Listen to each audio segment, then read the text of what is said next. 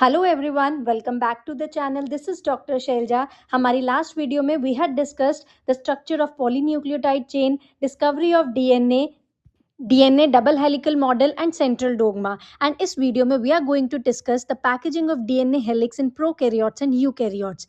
हमें पता है कि जो ह्यूमन डीएनए होता है वो अप्रॉक्सीमेटली 2 मीटर लॉन्ग होता है, फिर भी वो सेल के टाइनी से न्यूक्लियस या साइटोप्लाज्म में कैसे फिट हो जाता है, we are going to discuss it in this video. So let's decode it. Firstly, we are going to start with the packaging of DNA helix in prokaryotes. अब prokaryotes example जैसे कि E. coli में हमें पता है कि कोई well defined nucleus नहीं होता, तो फिर क्वेश्चन आता है कि डीएनए होता कहाँ पे है इन प्रोकैरियोट्स।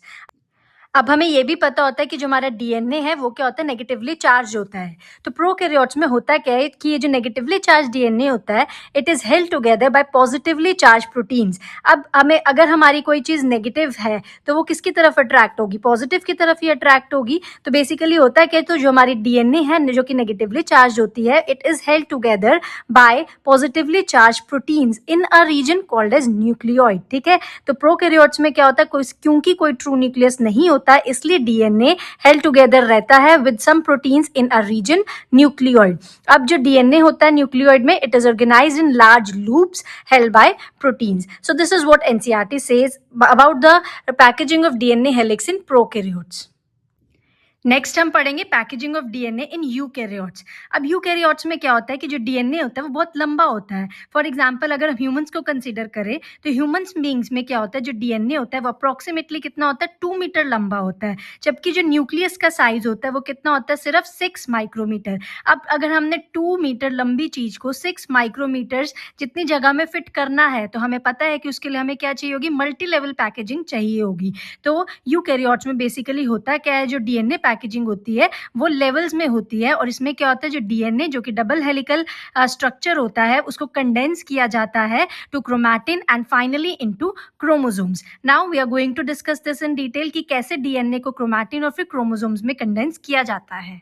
अब जो हमारे यूकैरियोटिक डीएनए पैकेजिंग होती है उसमें सबसे पहला और सबसे इंपॉर्टेंट स्टेप होता है न्यूक्लियोसोम का बनाना। ठीक है, अब ये न्यूक्लियोसोम बनता कैसे है, लेट अस सी। अब हमें पता है जो हमारा डीएनए होता है वो क्या होता है, एक नेगेटिवली चार्ज स्ट्रक्चर है। ठीक है, अब अभी हमने डिस्कस किया था कि जो हमारा डीएनए होता है वो कितना होता है, it is approximately 2 metres long. ठीक है, तो डीएनए जो कि है वो नेगेटिव स्ट्रक्चर है और कम से कम 2 मीटर लंबा होता है, तो ये रैप्ड रहता है अराउंड पॉजिटिवली। अब हमें पता है कि कोई भी नेगेटिव चीज किसी के अगर अट्रैक्ट होगी तो किसके तरफ अट्रैक्ट होगी, एक पॉजिटिव चीज की तरफ होगी। तो इसीलिए जो डीएनए है वो किसी पॉजिटिव स्ट्रक्चर्स के अराउंड रैप रहता है। उस पॉजिटिव स्ट्रक्चर को हम क्या बोलते हैं, हिस्टोन ऑक्टेमर। ठीक है, तो और इसी this occurs in a region which is known as nucleosome। तो बेसिकली हम बोल सकते हैं कि न्यूक्लियोसोम क्या होता है, nucleosome is a structure which is form जब एक negatively charge DNA wrapped around रहता है पॉजिटिवली चार्ज हिस्टोन ऑक्टेमर के अराउंड। ये हिस्टोन ऑक्टेमर फॉर्म कैसे होता है, लेट अस सी। यूकैरियोट्स के अंदर छोटी छोटी पॉजिटिवली चार्ज प्रोटीन्स रहती हैं जिनको हम क्या बोलते हैं, हिस्टोन प्रोटीन्स। ठीक है, तो जो हिस्टोन प्रोटीन्स होती है ये क्या होती है, पॉजिटिवली चार्ज होती है और बेसिक होती है। अब कोई भी चीज बेसिक अगर होगी, यानी कि अगर हमारे पास प्रोटीन्स है, अगर ये हमें पता है कि जो हमारी प्रोटीन्स होती है वो किससे बनी होती है, अमीनो एसिड से बनी होती है। ठीक है, अब ये जो हमने बोला कि प्रोटीन बेसिक है तो यानी कि अमीनो एसिड्स क्या होंगे, बेसिक होंगे। तो जो हिस्टोन्स हैं हमारे यूकैरियोट्स में वो क्या होता है, बेसिक होता है बिकॉज ऑफ 2 अमीनो एसिड्स जो कि क्या होते हैं, लाइसिन्स एंड आर्जिनिन्स। ठीक है, ये हमारे पास एमसीक्यूज में बहुत बार क्वेश्चन पूछा जाता है कि जो हिस्टोन्स है वो बेसिक क्यों होती है, because of the presence of 2 basic amino acids lysines and arginines. ठीक है, तो हिस्टोन प्रोटीन्स क्या है, हिस्टोन प्रोटीन्स छोटी छोटी पॉजिटिवली चार्ज प्रोटीन्स होती हैं जो कि बेसिक होती हैं because of the presence of 2 basic amino acids lysines and arginines. ठीक है, अब ये जो हिस्टोन्स होते हैं, ये जो हमारी हिस्टोन प्रोटीन्स है ये क्या करती है, अपने आप को ऑर्गेनाइज कर लेती हैं। 8 मतलब कि हमारे मान लिए 8 हिस्टोन प्रोटीन्स है, अपने आप को कुछ इस तरह से ऑर्गेनाइज करती हैं। 8 हिस्टोन प्रोटीन्स मिलकर अपने आप को ऑर्गेनाइज कर लेती हैं और एक स्ट्रक्चर बनाती हैं जिसको हम क्या बोलते हैं, हिस्टोन ऑक्टेमर बोलते हैं। ऑक्टा वर्ड खुद बता रहा है, यानी कि 8 मॉलिक्यूल्स होंगे, यानी कि 8 molecules of histone proteins organise रहती हैं और एक स्ट्रक्चर बना लेती हैं, हिस्टोन ऑक्टेमर। अब क्योंकि ये स्ट्रक्चर क्या है, पॉजिटिवली चार्ज है, तो इसी के अराउंड जो हमारा डीएनए है जो कि 2 मीटर लंबा होता है वो क्या कर जाता है, रैप कर जाता है in a region which is known as nucleosome. ठीक है, तो सबसे पहला step packaging of DNA helix in eukaryotes में क्या होता है, फॉर्मेशन ऑफ न्यूक्लियोसोम। ये न्यूक्लियोसोम कैसे बनता है, डीएनए और हिस्टोन ऑक्टेमर मिलते हैं आपस में और क्या बनाते हैं, न्यूक्लियोसोम बनाते हैं। Nucleosome formation. अब सेकंड लेवल क्या होता है, क्रोमैटिन फाइबर की फॉर्मेशन। तो होता क्या है बेसिकली, जब न्यूक्लियोसोम्स जो है एक दूसरे के ऊपर कॉइल होते हैं तो एक 30 नैनोमीटर थिक फाइबर बनता है जिसे हम क्या बोलते हैं, क्रोमैटिन फाइबर बोलते हैं। ठीक है, इस लेवल को सोलिनॉइड मॉडल या जिगजैग मॉडल भी बोलते हैं। ये जो न्यूक्लियोसोम्स होते हैं कॉइल करते हैं और फोल्ड होते हैं to form a thicker chromatin fibres. ठीक है, अब ये जो क्रोमैटिन फाइबर्स बने हैं ये क्या हो सकते हैं, आपस में लूजली पैक्ड भी हो सकते हैं और डेंसली पैक्ड भी हो सकते हैं। अगर ये लूजली पैक्ड होंगे तो इनको नाम क्या दिया जाता है, यूक्रोमैटिन, और अगर ये डेंसली पैक्ड होते हैं तो इन्हें नाम दिया जाता है हेट्रोक्रोमैटिन। ये अभी हम आगे डिस्कस करेंगे, अभी के लिए बस हम इतना जानेंगे कि जो क्रोमैटिन फाइबर्स होते हैं दो तरह के हो सकते हैं, यूक्रोमैटिन भी हो सकता है और हेट्रोक्रोमैटिन भी हो सकता है। अगर हम एनसीईआरटी के डायग्राम को देखें तो ये हमारा एनसीईआरटी में न्यूक्लियोसोम बनाकर दिखाया गया है, जिसमें इन्होंने क्या दिखाया है कि ये हमारा जो डीएनए है जो कि एसिडिक और नेगेटिवली चार्ज होता है, it is wrapped around histone रहता है around histone octamer which is a basic and positive structure. तो ये हमारा क्या हो गया, न्यूक्लियोसोम की फॉर्मेशन इन्होंने एनसीईआरटी में दिखाई है। नेक्स्ट है हमारे पास बीड्स ऑन स्ट्रिंग स्ट्रक्चर। अभी बीड्स ऑन स्ट्रिंग स्ट्रक्चर क्या है, हम इलेक्ट्रॉन माइक्रोस्कोप के अंदर देखें तो ये जो न्यूक्लियोसोम्स होते हैं क्या है, क्रोमैटिन है और ये हमारे न्यूक्लियोसोम्स हैं। तो अगर हम इलेक्ट्रॉन माइक्रोस्कोप के अंदर देखते हैं तो जो न्यूक्लियोसोम्स है वो क्रोमैटिन में ऐसे लगता है कि बीड्स पड़ी है स्ट्रिंग के ऊपर। सो this is beads on string structure which is mentioned in the NCERT. तो ये बीड्स ऑन स्ट्रिंग स्ट्रक्चर की बात की कि इलेक्ट्रॉन माइक्रोस्कोप में जो न्यूक्लियोसोम्स है वो क्रोमैटिन में ऐसे दिखते हैं कि जैसे बीड्स पड़ी है स्ट्रिंग पर। ठीक है, So the final level of packaging of DNA helix is formation of chromosomes. अभी हमने बोला था कि अगर हम इलेक्ट्रॉन माइक्रोस्कोप में न्यूक्लियोसोम्स को क्रोमैटिन में देखें तो हमें एक बीड्स ऑन स्ट्रिंग स्ट्रक्चर दिखाई देता है। अब यहाँ पे जो हमारे क्रोमैटिन फाइबर्स बने थे पहले स्टेप में वो क्या करते हैं, कंडेंस कर जाते हैं। फर्दर वो कंडेंस करते हैं और ये किस स्टेज में होता है, this occurs at metaphase stage of cell division. This is a very important question for MCQ कि जो क्रोमोसोम्स क्रोमैटिन फाइबर से क्रोमोसोम्स में जो कंडेंसेशन होती है वो किस स्टेज में होते हैं, तो it occurs in metaphase stage. ठीक है, तो जो क्रोमैटिन फाइबर्स है वो कंडेंस हो जाते हैं सेल डिवीजन के दौरान इन द मेटाफेज स्टेज और फॉर्मेशन हो जाती है क्रोमोसोम्स की। अब ये जो क्रोमोसोम्स बन चुके हैं हमारे, this is the most condensed form of DNA helix. अब एक नीट में क्वेश्चन आता है कि higher level packaging of chromatin जो होती है वो कौन सी प्रोटीन्स कराती है, तो उसका आंसर हिस्टोन प्रोटीन्स नहीं होता, जबकि जो हायर लेवल पैकेजिंग होती है वो कौन कराती है, it is done by non histone chromosomal proteins. तो ये आपको याद रखना है कि ये तो हम अगर हम पैकेजिंग करना चाहते हैं हायर लेवल तो वो एनएचसी प्रोटीन्स कराती है। ठीक है, अब जो हमारा क्रोमैटिन होता है वो दो तरह का होता है, यूक्रोमैटिन या फिर हेट्रोक्रोमैटिन। ठीक है, इनके बीच का डिफरेंस इज हाईली इंपॉर्टेंट। अब हमें सबसे पहले देखना है कि यूक्रोमैटिन क्या होता है।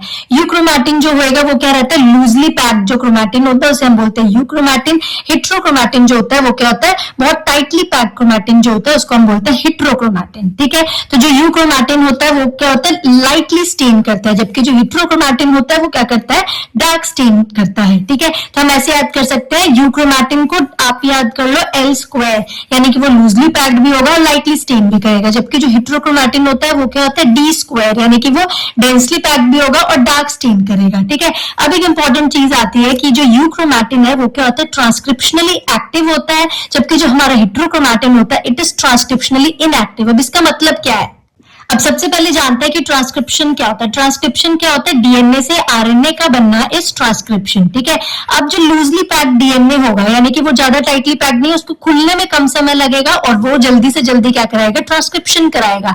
इसलिए जो यूक्रोमैटिन है वो लूजली पैक्ड होता है और ट्रांसक्रिप्शनली एक्टिव होता है, यानी कि लूजली पैक्ड है तो जल्दी इसकी अनबाइंडिंग होगी और डीएनए से आरएनए बनेगा, इसलिए ट्रांसक्रिप्शनली एक्टिव है। जबकि जो हेट्रोक्रोमैटिन है वो डेंसली पैक्ड होता है, क्योंकि तो वो क्या करेगा, उसको टाइम लगेगा खुलने में, इसलिए वो क्या होता है, ट्रांसक्रिप्शनली इनएक्टिव होता है। तो ये छोटा सा डिफरेंस है यूक्रोमैटिन और हेट्रोक्रोमैटिन में, आप याद रख सकते हैं बाय एल स्क्वायर, यानी कि लूजली पैक्ड और लाइट स्टेन, और फिर जिसको खुलने में ज्यादा टाइम लगेगा दैट इज इनएक्टिव और जिसको कम टाइम लगेगा दैट इज ट्रांसक्रिप्शनली एक्टिव। ये एक छोटा सा तरीका है to remember the euchromatin and heterochromatin. Again euchromatin और हेट्रोक्रोमैटिन का डिफरेंस बोर्ड्स में भी पूछा जाता है, so this is a very important question. So now the next topic we are going to discuss is search for genetic material. अब इसमें सबसे पहले हम पढ़ने वाले हैं transforming experiment which was given by Frederick Griffith in 1928. अब ये जो क्वेश्चन है ये बोर्ड्स में ग्रिफिथ एक्सपेरिमेंट के नाम से भी आ सकता है. So now let us see what is Griffith experiment. अब ये जो एक्सपेरिमेंट है ये बताता है कि एक बैक्टीरिया अपने ट्रेट्स दूसरे बैक्टीरिया को कैसे ट्रांसफर कर सकता है, और इसी एक्सपेरिमेंट से पहली बार आइडिया मिला था कि जेनेटिक मटेरियल आखिर होता क्या है. So let's begin with the experiment. अब फ्रेडरिक ग्रिफिथ ने किया क्या, उन्होंने स्ट्रेप्टोकोकस निमोनियाe यानी कि वो बैक्टीरिया जो कि निमोनिया कॉज करते हैं जिन्हें हम न्यूमोकोकस भी कहते हैं, उन्होंने इन बैक्टीरिया को एक कल्चर प्लेट पे ग्रो किया. अब ग्रिफिथ ने स्ट्रेप्टोकोकस निमोनिया को कल्चर प्लेट में ग्रो किया तो उन्होंने देखा कि कल्चर प्लेट में उन्हें दो टाइप्स की कॉलोनीज प्रोड्यूस होती हुई दिखी, जिसमें से एक कॉलोनी थी स्मूथ शाइनी कॉलोनीज और दूसरी थी रफ कॉलोनीज. अब जो स्मूथ शाइनी कॉलोनीज थी उन्होंने उसको नाम दे दिया एस स्ट्रेन बैक्टीरिया, और जो रफ कॉलोनीज प्रोड्यूस हुई थी उन्होंने उसको क्या नाम दे दिया, आर स्ट्रेन बैक्टीरिया. अब ये जो स्मूथ शाइनी कॉलोनीज थी ये स्मूथ इसलिए थी क्योंकि इनके पास क्या होता है, ये स्मूथ शाइनी कॉलोनीज है, इनके बाहर एक कोटिंग देखी गई थी म्यूकोपॉलीसेकेराइड की, जिसके कारण ये क्या थी, स्मूथ एंड शाइनी. जबकि दूसरी तरफ जो रफ कॉलोनीज थी उनके बाहर कोई म्यूकोपॉलीसेकेराइड की कोटिंग प्रेजेंट नहीं थी. ग्रिफिथ ने क्या देखा कि ये जो एस स्ट्रेन बैक्टीरिया थे ये विरुलेंट थे, यानी कि ये जो बैक्टीरिया थे न्यूमोनिया कॉज कर रहे थे, जबकि जो हमारे आर स्ट्रेन बैक्टीरिया थे उन्होंने देखा कि नॉन विरुलेंट थे, यानी कि ये न्यूमोनिया कॉज नहीं कर रहे थे. अब इसका रीजन क्या है कि एस स्ट्रेन जो है वो निमोनिया कॉज कर रहा है जबकि आर स्ट्रेन निमोनिया कॉज नहीं कर रहे हैं. हम समझते हैं कि ये जो एस स्ट्रेन बैक्टीरिया है विरुलेंट क्यों है, क्यों ये डिजीजेस कॉज करते हैं. अब लेट अस कंसीडर हमारी बॉडी में कोई बैक्टीरिया एंटर करेगा तो हमारी बॉडी का इम्यून सिस्टम क्या करेगा, उसे किल करने की कोशिश करेगा. ठीक है, ये हमारी बॉडी है, ठीक है, ये हमारा मान लो दिस इज अ बॉडी, इसमें कोई बाहर से बैक्टीरिया आ गया तो हमारी बॉडी के अंदर जो लिम्फोसाइट्स होगी, जो हमारा इम्यून सिस्टम होगा, वो क्या चाहेगा कि हम इन बैक्टीरिया को क्या कर दे, मार दे. लेकिन क्योंकि ये जो बैक्टीरिया है, जो एस स्ट्रेन बैक्टीरिया है, इनके पास क्या है, स्मूथ पॉलीसेकेराइड कोटिंग है जो कि एक प्रोटेक्टिव कोटिंग होती है, इसलिए जो हमारा इम्यून सिस्टम है वो इसको क्या नहीं कर पाएगा, मार नहीं पाएगा. अब क्योंकि हमारा इम्यून सिस्टम इसको नहीं मार पाया तो ये जो बैक्टीरिया है क्या करेंगे, अपना जो उनका काम है डिजीज कॉज करेंगे. तो इसीलिए जो एस स्ट्रेन बैक्टीरिया होते हैं वो विरुलेंट होते हैं, यानी कि वो निमोनिया कॉज करते हैं. जबकि जो दूसरी तरफ जो हमारे आर स्ट्रेन बैक्टीरिया है उनके पास म्यूकोपॉलीसेकेराइड कोटिंग नहीं होती, इसलिए जैसे ये होस्ट सेल में एंटर करेंगे तो होस्ट का इम्यून सिस्टम इन सेल्स को मार देगा, जिसके अगर ये मर ही जाएंगे तो ये क्या होंगे, नॉन विरुलेंट होंगे, यानी कि ये कोई डिजीज कॉज ही नहीं कर पाए क्योंकि होस्ट के इम्यूनिटी ने इसको क्या कर दिया, किल कर दिया. So this is the reason why जो हमारे एस स्ट्रेन बैक्टीरिया होते हैं वो विरुलेंट होते हैं और जो हमारे आर स्ट्रेन बैक्टीरिया होते हैं वो क्या होते हैं, नॉन विरुलेंट होते हैं. तो ग्रिफिथ ने बेसिकली किया क्या था, उन्होंने क्या किया, सबसे पहले कल्चर प्लेट के अंदर उन्होंने स्ट्रेप्टोकोकस निमोनिया को ग्रो किया और उन्होंने देखा, जब उन्होंने ग्रो किया तो उन्होंने देखा कि कल्चर प्लेट के अंदर दो तरह की कॉलोनीज प्रोड्यूस हुए, जिसमें से एक थे एस स्ट्रेन बैक्टीरिया और एक थे आर स्ट्रेन बैक्टीरिया. अब हमने रीजन देख लिया कि क्यों एस स्ट्रेन बैक्टीरिया विरुलेंट और क्यों आर स्ट्रेन बैक्टीरिया जो होते हैं वो नॉन विरुलेंट होते हैं. ग्रिफिथ ने क्या किया, अपने एक्सपेरिमेंट शुरू किया और उन्होंने क्या किया, माइस को यानी कि चूहों को यूज किया अपने एक्सपेरिमेंट में. तो सबसे पहले उन्होंने क्या किया, एस स्ट्रेन बैक्टीरिया माइस के अंदर इंजेक्ट किए. अब जब एस स्ट्रेन बैक्टीरिया, हमें पता है कि जो एस स्ट्रेन बैक्टीरिया होते हैं वो क्या होते हैं, विरुलेंट होते हैं, तो जैसे ही वो चूहे के अंदर जाएंगे तो वो चूहा क्या करेगा, मर जाएगा. तो एस स्ट्रेन बैक्टीरिया को जैसे ही उन्होंने माइस के अंदर इंजेक्ट किया, माइस डाई. सिमिलरली सेकंड केस में उन्होंने क्या किया, आर स्ट्रेन बैक्टीरिया लिए और उन्होंने जैसे ही आर स्ट्रेन बैक्टीरिया को माइस के अंदर इंजेक्ट किया. जो आर स्ट्रेन बैक्टीरिया होते हैं वो क्या होते हैं, नॉन विरुलेंट यानी कि नॉन डिजीज कॉजिंग होते हैं, तो माइस को कुछ भी नहीं हुआ, माइस अलाइव रहे. तीसरे केस में उन्होंने किया क्या, जो एस स्ट्रेन बैक्टीरिया है उन्होंने उनको क्या किया, हीट किल्ड कर दिया. ठीक है, तो अब अगर एस स्ट्रेन बैक्टीरिया ही हीट किल्ड यानी कि हीट से डैमेज हो गए, फिर उन्होंने उन heat damage S strain bacteria को जब माइस के अंदर इंजेक्ट किया तो उन्होंने देखा कि माइस क्या रहे, अलाइव रहे, क्योंकि जो एस स्ट्रेन बैक्टीरिया थे वो ऑलरेडी क्या थे, हीट किल्ड थे. ठीक है, लेकिन अब फोर्थ केस में उन्होंने किया क्या, एस स्ट्रेन लिए उन्होंने उनको हीट किल कर दिया, यानी कि हीट किल एस स्ट्रेन और आर स्ट्रेन लाइव जो थे उन्होंने मिक्सचर लिया और उनको क्या कर दिया, इंजेक्ट कर दिया माइस के अंदर.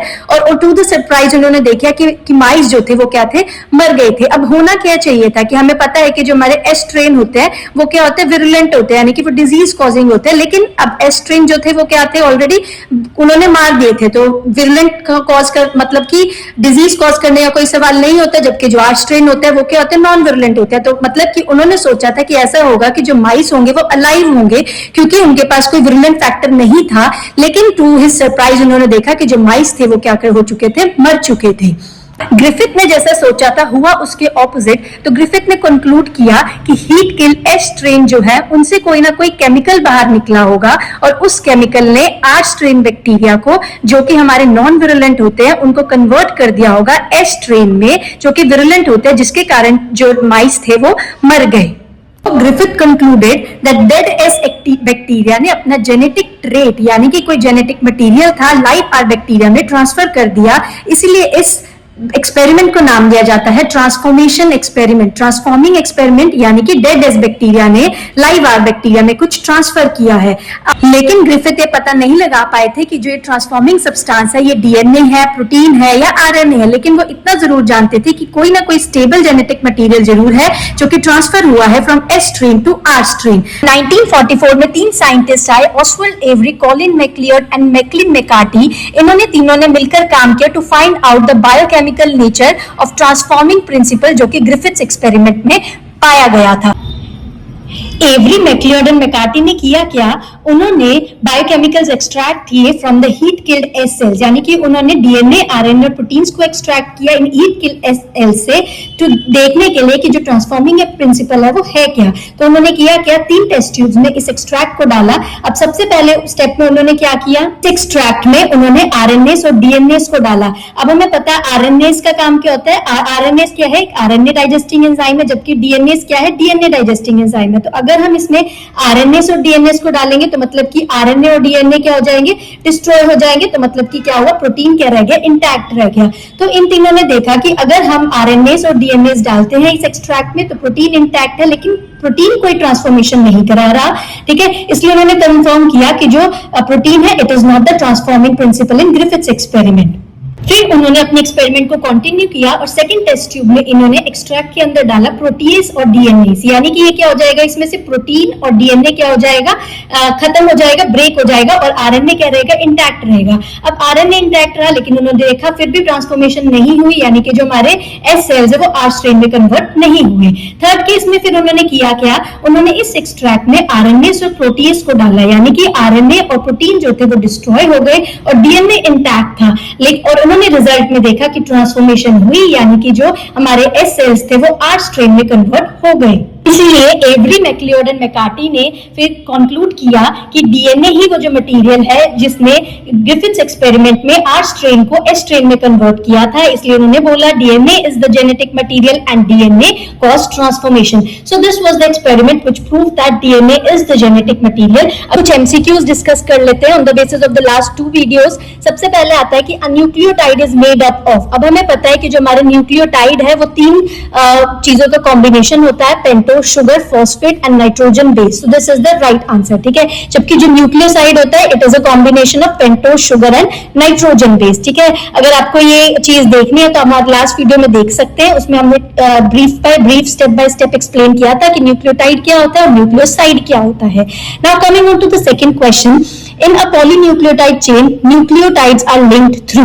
अब स्ट्रक्चर है न्यूक्लियोटाइड जिसके अंदर एक पेंटोज, शुगर, फॉस्फेट और नाइट्रोजन बेस प्रेजेंट है, और हम देख सकते हैं कि आपस में लिंक्ड रहते हैं। जो हमारे न्यूक्लियोटाइड्स हैं आपस में लिंक्ड रहते हैं through phosphodiester bond. So correct answer is D. On to the third question, phosphate group is attached to which carbon of sugar? अब अगर हम इसको रिकॉल करें तो ये हमारे मान लीजिए क्या है, पेंटोज शुगर है। ठीक है, this is the pentose sugar. ये हमारे पास हो गया 1 prime, 2 prime, 3 prime, 4 prime, and यहाँ पे हमारा क्या प्रेजेंट होता है, CH2OH। तो फॉस्फेट ग्रुप किसके साथ अटैच्ड होता है, यहाँ पे हमारा क्या होता है, फॉस्फेट ग्रुप यहाँ पे अटैच्ड रहता है। तो हम क्या बोल सकते हैं कि फॉस्फेट ग्रुप अटैच रहता है 5 प्राइम कार्बन ऑफ शुगर के साथ। अगेन ये लास्ट वीडियो में हमने डिस्कस किया था डिटेल में, so you can visit the last video. मैं लिंक डिस्क्रिप्शन में डाल दूंगी, अगर आपने देखना है तो you can see the video in detail. Now coming on to the fourth question, base pairs पर टर्न इन डीएनए। ये भी हम लास्ट वीडियो में डिस्कस कर चुके हैं कि एक टर्न के अंदर कितने बेस पेयर्स प्रेजेंट होते हैं, 10 बेस पेयर्स। ठीक है, ये याद करने वाली चीजें थी जो कि हमने ऑलरेडी डिस्कस की थी। इसलिए बेस पेयर्स एक टर्न में कितने होते हैं, 10 base pairs. Moving on to the next question, AT base pairing involves. अब ये बहुत इंपॉर्टेंट क्वेश्चन है. हमने देखा था कि एडेनिन और थाइमिन के बीच में 2 हाइड्रोजन बॉन्ड्स होते हैं, जबकि गुआनिन और साइटोसिन जो होता है वो आपस में लिंक रहते हैं 3 हाइड्रोजन बॉन्ड से. तो अगर 3 हाइड्रोजन बॉन्ड्स है तो आंसर जाएगा गुआनिन एंड साइटोसिन. और अगर हमारे पास AOT के बारे में पूछा गया है so the answer will be 2 hydrogen bonds. अब नेक्स्ट क्वेश्चन है basic unit of packaging in eukaryotes is. ये तो अभी इसी वीडियो में हमने डिस्कस किया है कि बेसिक यूनिट क्या होती है, न्यूक्लियोसोम होती है. ठीक है. Now nucleosome is composed of, हमने देखा है कि न्यूक्लियोसोम जो होता है उसमें होता है क्या, डीएनए जो है जो कि हमारा नेगेटिवली चार्ज होता है, it is wrapped around the positively charge histone octamer. ठीक है. हिस्टोन ऑक्टेमर के अराउंड क्या रहता है, वो रैप्ड रहता है. सो इसको हम क्या बोलते हैं, न्यूक्लियोसोम बोलते हैं. तो nucleosome is composed of histone octamer यानी कि 8 histones plus DNA which is negatively charge. So this is all about the MCQs. में हमारी नेक्स्ट वीडियो में हम डिस्कस करेंगे Hershey Chase experiment and the properties of genetic material. अगर आपको ये हमारी वीडियो पसंद आई then do not forget to like and subscribe the video.